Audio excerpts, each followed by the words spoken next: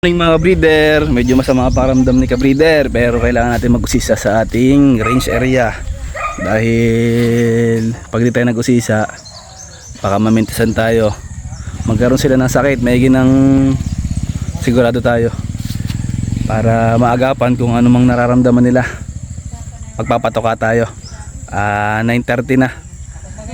Sabi ko kay tata, huwag muna patukayin at paparito ako, titinan ko kung anong kalagayan nila. Tara, silipin natin guys. Mga pala mga breeder, nagpabakod nga pala kami dun sa kabilang gilid sa dulo ng range kasi nung January napasok tayo ng aso, nawalan tayo ng 6 na inahin. Buti na lang pulit yung mga inahin ang nawala, hindi tandang. Ayan guys, nagapan natin. Tama ko si tatang ating partner dito, kapatokasyon ng ating mga manok. Merienda lang to guys. Ito guys ay 4 months sa 4 months sa 5 karing first batch natin at November 5 arbor na rin. Yung batch na local natin kay namang katakaw, busog na busog pa, gusto pa aling makapandali. Tatang merienda lang ha, baka sobrang dami.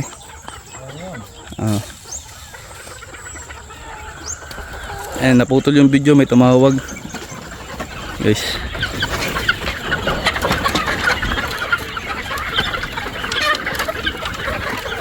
Sa kabila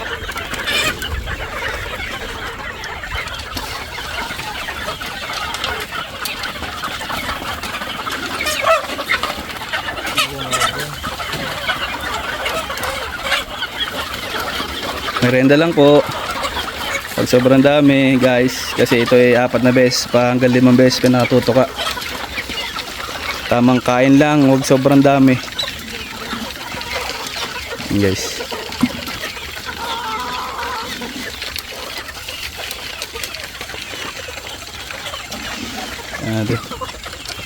Micro pellet na rin kasi pinipili na nila yung maliliit tinitira nila. Kaya micro pellet yung gamit natin. Gamit natin dito Maestro Feeds mga breeder. Ayan. Kahit naman mga breeder, gamitin yung patoka. Basta tama yung pagpapakain nyo. Asin naman. Ayan. Konting update lang mga breeder. Ikod, ayan guys. Mula dun sa dulo, papaganan. Kung saan makaabot yung dalan ng ating partner na yero, yun yung ating ibabakod. Hanggang doon na yan, papaganon. Tatang, kamusta mga alaga natin? Ayos lang naman. Ayos naman. Maganda na katawan. Masisigla at magandang katawan. Lagi nyo check sa gabi ha, pagka may oras. Pwede. Bago matulog, check nyo muna pati mga pinto, baka mamaya mapasok ulit tayo ng aso. Kain na rin natin yung local mamaya. Ayun, malakas kumain kahit busog, kain pa din. Hanggang may gusto yan. Hanggang may tinutuka, tutuka. Punta tayo doon sa kabila. Tang? Tara guys. Pag pamerenda lang ha, wag sobrang dami para hindi sila nauumoy sa patuka. Itong first batch nating early bird, busog pa kasi, bigyan na rin natin kasi oras ng kain, napadami ang kain kanina ng ating local batch. Local.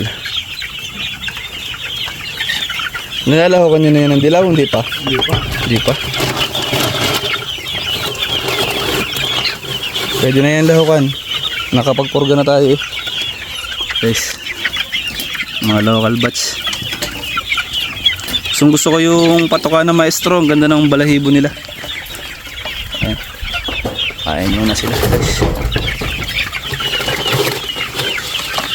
Sarap pagmasdan kapag ang alaga natin malusog,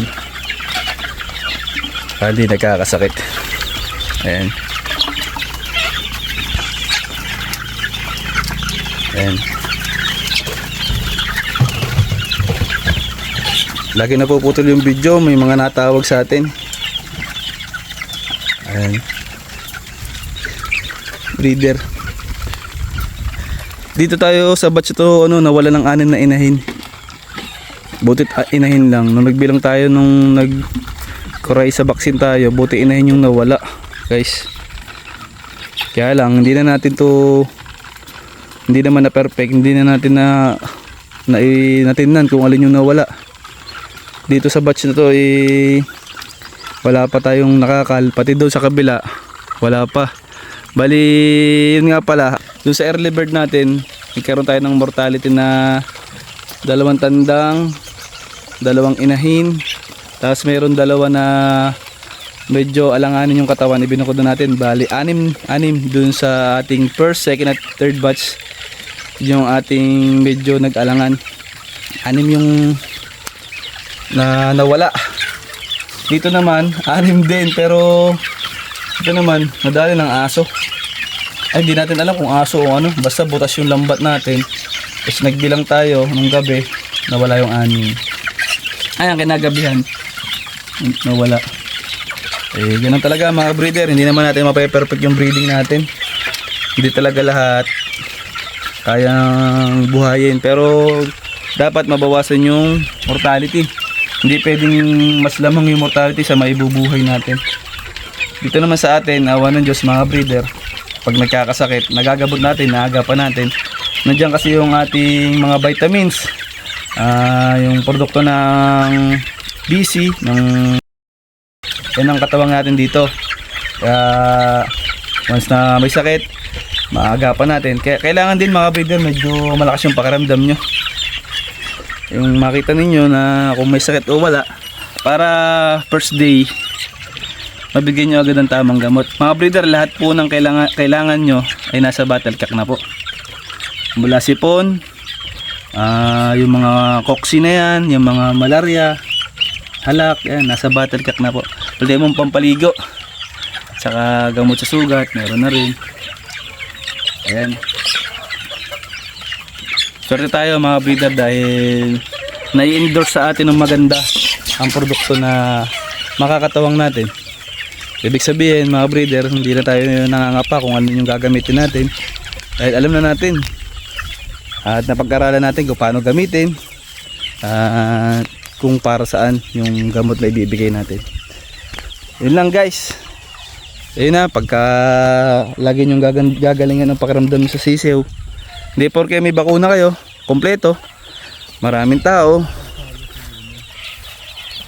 kampante na. Kailangan lagi kayong excited mag-usisa, laging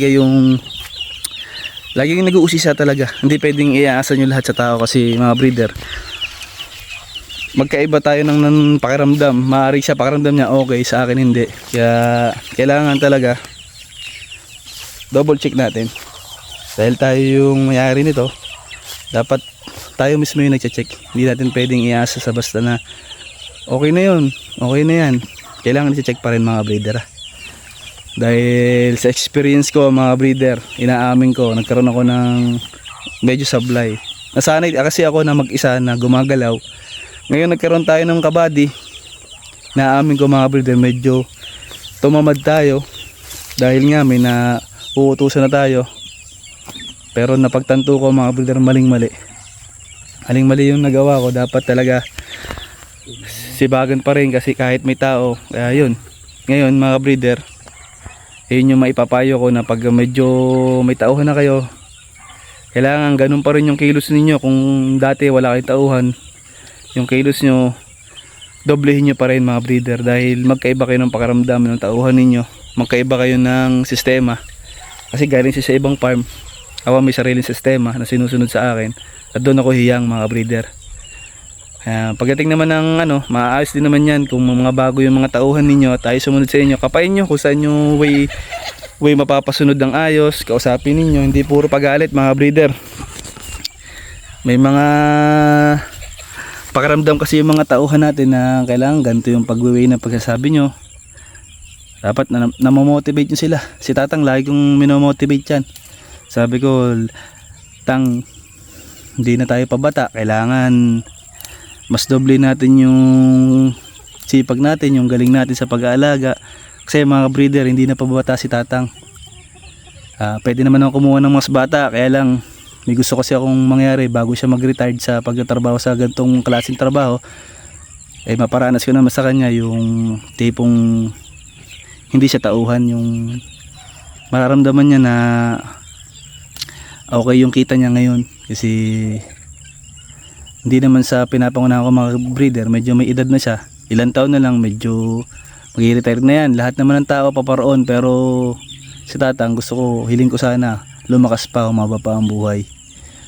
At may gusto kasi ako mangyari sa kanila, gusto ko makaatika sila bago sila mag-retire dito sa aking manukan. Oo mga breeder, mas maganda sana kung bata yung ating tauhan, yung malakas, mabilis, pero si tatang mabilis pa yan, malakas pa yan. Saka hiling ko sana umaba pa ang buhay niya para mas marami pa kami pagsamahan. Kaya na medyo dati nagtatalo kami tungkol sa sistema, kaaway kami, ganyan. Sabi ko, tatang, mas bata ako sa inyo, ayoko nang nagtatalo tayo, ayoko nang nag-aaway tayo, kasi medyo nakakapagsalita ako ng medyo mataas ang boses. Kasi nga mga breeder, nasa akin ang pressure mga breeder, pag nalugi tayo dito baksak tayo. Kaya kailangan, di naman totally stricto, kailangan mapakita natin sa kanila na seryoso tayo at hindi tayo nagbibiro. Ano mga breeder, ayun lang mga breeder, mga may tao kayo dyan, kapain nyo kung saan nyo siya mapapasunod, kung sa way na medyo pinagagalitan nyo ng konti. Pero pag napagalitan nyo mga breeder, pag ilang araw at ayos yung mga ginagawa, banding nyalig kayo para yung tiwala at saka yung samahan ninyo mabuo. Ano mga breeder, ayun lang yung mapapayo ko pagka kumuha kayo ng tauhan. Kayo mismo pa rin ang unang dapat makakita ng mali. Taga po na tayo kasi tayo yung may-ari. Nag-aaway yung nating national. Tinan natin, nag-aaway nga Kailangan na natin tuliguan tatang. Wala pa isang buwan to no? Oo. Mga breeder, kaya medyo mainit na yung ulo. Lalaban-laban yan. Ayan mga breeder, medyo ang init na talaga at medyo masama rin ang pakalasa ko. Paano mga breeder, hanggang dito na lang. See you soon sa next episode ng JM Game Farm. Alright.